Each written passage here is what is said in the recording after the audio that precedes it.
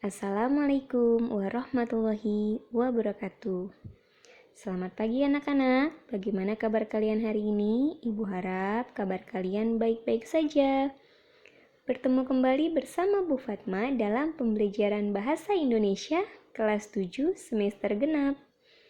Hari ini kita akan membahas materi buku fiksi dan non-fiksi.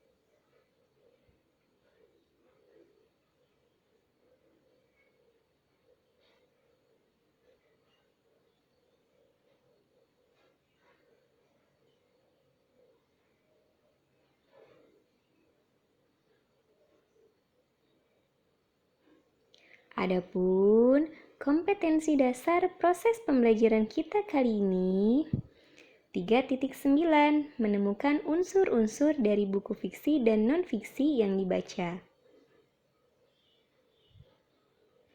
Adapun tujuan pembelajaran kita kali ini diharapkan setelah proses pembelajaran kalian dapat menentukan unsur intrinsik dan unsur ekstrinsik dari buku fiksi serta unsur-unsur dari buku non-fiksi.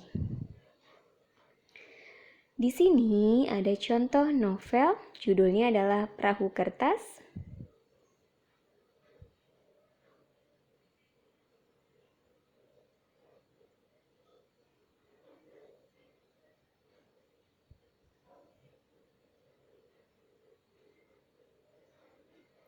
Sang Pemimpi, Laskar Pelangi, Kumpulan Dongeng Kancil, Harry Potter. Ini adalah contoh buku fiksi. Buku fiksi adalah buku yang berisi cerita atau kejadian yang tidak sebenarnya atau bersifat imajinasi. Contohnya, buku cerita anak, dongeng, novel, cerpen, fabel, dan komik.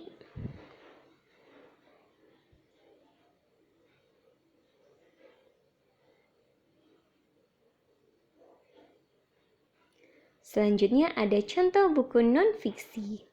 Ada Khairul Tanjung, Si Anak Singkong, Terampil Menulis Surat, Cerdas Berbahasa Indonesia Sesuai Ejaan yang Disempurnakan, Paradigma Kebudayaan Islam.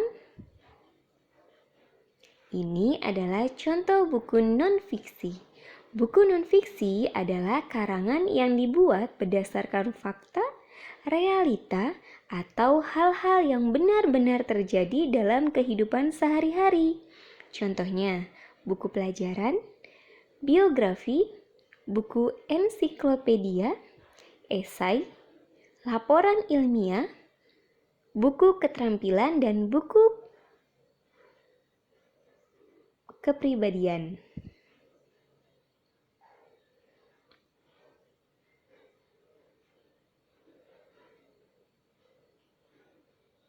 Adapun ciri-ciri buku fiksi, A. Menggunakan gaya bahasa dan majas.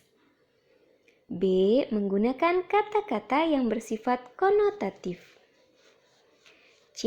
Berdasarkan imajinasi atau khayalan dari pengarang. Ciri-ciri buku non-fiksi, A. Menggunakan gaya bahasa formal. B. Menggunakan kata-kata bersifat denotatif. C. Berdasarkan fakta. D. Berbentuk tulisan ilmiah populer. E. Berupa ide baru atau menyempurnakan ide yang pernah ditulis sebelumnya. Jadi kalian ingat saja, perbedaan buku fiksi dan non-fiksi dilihat dari tulisannya. Kalau buku fiksi tulisannya tidak formal, sedangkan buku non-fiksi ditulis dengan bahasa yang formal. Adapun unsur-unsur buku fiksi. 1. Unsur intrinsik. Unsur intrinsik adalah unsur yang berada di dalam cerita tersebut. Yang pertama ada tema. Tema adalah ide pokok cerita atau pembangun ide cerita. Yang kedua, ada alur. Alur merupakan pola pengembangan cerita yang terbentuk oleh hubungan sebab akibat. Alur dibedakan menjadi 3, alur maju, alur mundur, alur campuran. Alur maju adalah serangkaian peristiwa yang urutannya sesuai dengan waktu kejadiannya atau waktu bergerak dari awal sampai akhir. Alur mundur adalah rangkaian peristiwa yang urusannya tidak sesuai dengan urutan kejadian waktu, atau cerita bergerak mundur, atau sering flashback. C. Alur campuran adalah rangkaian peristiwa yang urutannya merupakan campuran antara maju dan mundur. Selanjutnya ada latar. Latar dibagi menjadi 4. Latar tempat berkaitan dengan lokasi terjadinya kejadian pada cerita, contohnya Bandung, rumah, kebun. B. Latar waktu berkaitan waktu kejadiannya peristiwa pada cerita, contohnya siang hari, pagi hari, malam hari, kemarin. C. Latar suasana untuk menggambarkan suasana pada cerita, contohnya menakutkan, menyedihkan, menyenangkan, mengembirakan. D. Latar sosial budaya berkaitan dengan perilaku kehidupan sosial masyarakat pada cerita.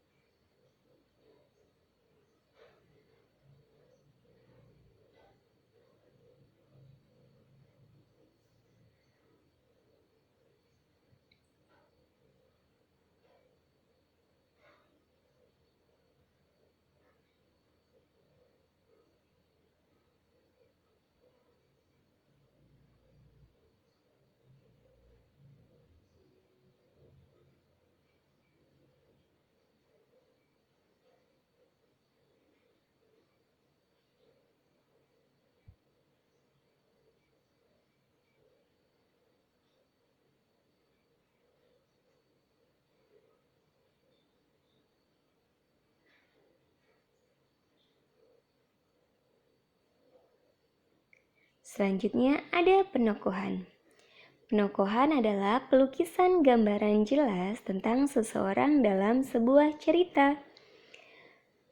Penokohan dibagi menjadi 2, ada tokoh protagonis dan tokoh antagonis. Tokoh protagonis, tokoh yang mempunyai watak baik, biasanya dijadikan sebagai peran utama dalam sebuah cerita.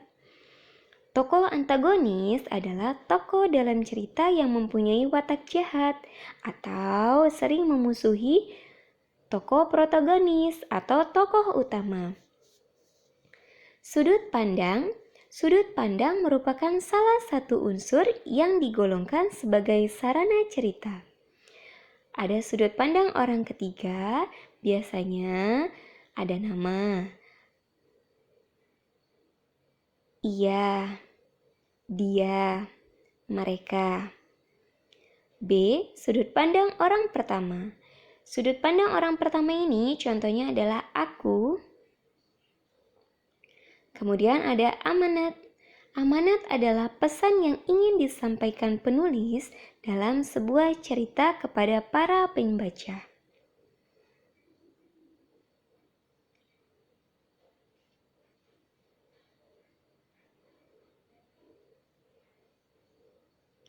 Adapun unsur ekstrinsik buku fiksi. Unsur ekstrinsik berada di luar cerita tersebut. Kalian bisa menemukan setelah membaca ceritanya dan kalian tafsirkan sendiri unsur ekstrinsik apa sih yang ada di buku fiksi tersebut. 1. Unsurnya bahasa. Kedua, latar belakang pengarang. Yang ketiga, nilai-nilai dalam buku fiksi.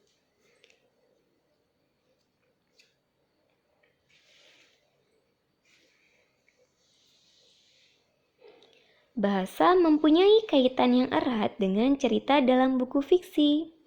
Bahasa yang digunakan dalam penulisan buku fiksi dipengaruhi oleh pengarang. Jadi, setiap pengarang pasti memiliki gaya bahasa yang berbeda-beda. Kedua, latar belakang pengarang. Latar belakang pengarang membentuk ide cerita dan tema dalam buku fiksi. Latar belakang pengarang dapat dipahami melalui sejarah hidup pengarang ataupun pendidikan pengarang. Nilai-nilai dalam buku fiksi.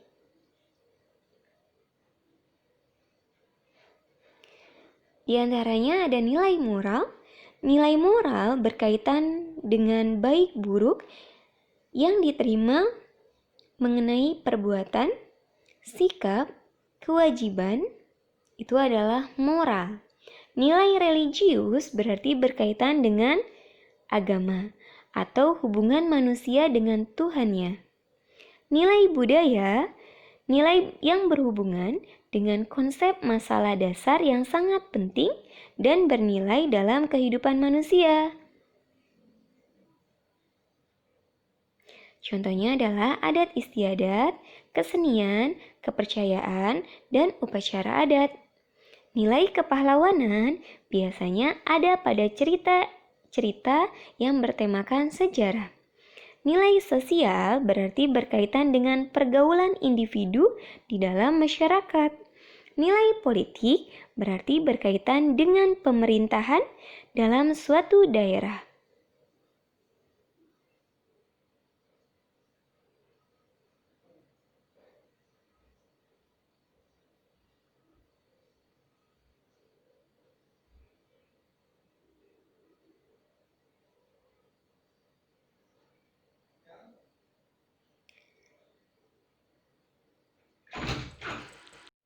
Unsur buku non-fiksi. A. Prakata. Berisi alasan penyusunan buku, gambaran pokok isi buku dan ucapan terima kasih dari penulis buku. B. Pengantar. Berisi paparan singkat yang berkaitan dengan penyusunan buku. Pengantar dibuat oleh orang lain atau oleh ahli, bukan dibuat oleh penulis itu sendiri. C. Daftar isi. Lembaran halaman yang menjadi petunjuk pokok isi buku beserta nomor halaman. Daftar isi disusun berderet dari atas ke bawah. D. Pendahuluan. Awalan sebelum masuk dalam buku berisi informasi singkat mengenai isi buku atau intisari buku. Isi, bagian inti buku, memuat berbagai informasi yang akan disampaikan oleh penulis. Isi ini harus sesuai dengan topik yang dibahas, harus berkaitan. F. Penutup atau simpulan. Bagian akhir dalam sebuah buku menyajikan inti sari dari isi buku yang telah diuraikan sebelumnya.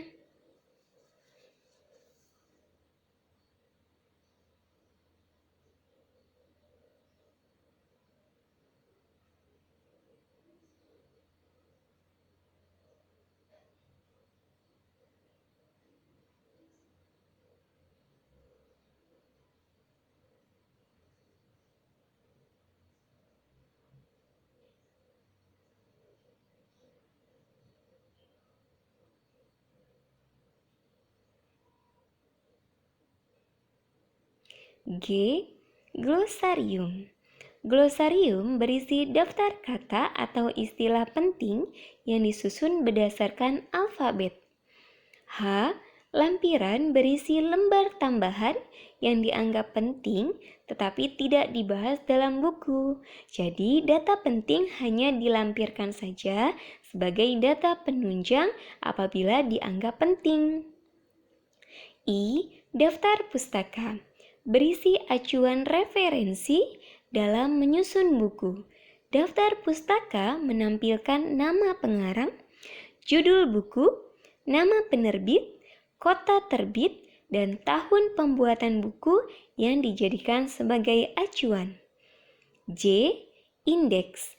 Berisi daftar kata kunci, beserta halaman kata tersebut dalam buku. Indeks ditulis berdasarkan secara alfabet.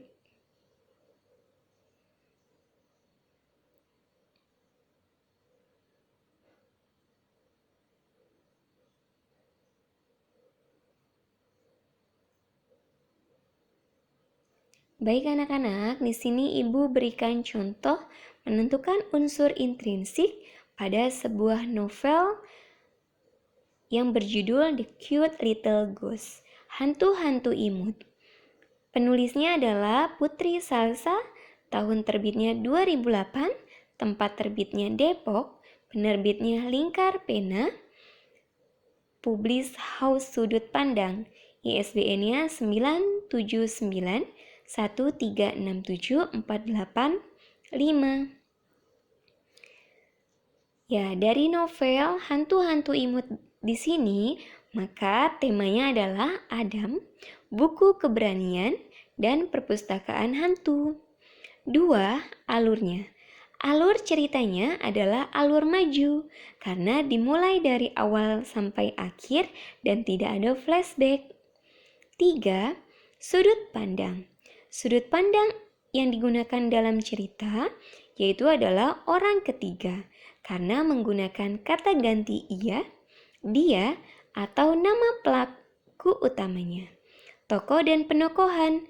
Tokoh Adam, anak pemberani, baik hati, dan suka menolong, berwajah bulat humoris. 5. Latar tempat. Latar tempat dalam novel tersebut di perpustakaan hantu, latar waktunya siang hari dan malam hari, latar suasananya menakutkan dan menegangkan. 6. Amanat. Amanat yang ingin disampaikan oleh penulis dari novel tersebut kepada para pembaca adalah jadilah anak pemberani dan suka menolong orang lain. Baik anak-anak, itulah materi berkaitan dengan buku fiksi dan non-fiksi. Semoga proses pembelajaran kita kali ini memberikan manfaat. Jangan lupa tetap semangat belajar di rumah. Sampai jumpa di pertemuan selanjutnya. Wabillahi taufiq wal hidayah. Wassalamualaikum warahmatullahi wabarakatuh.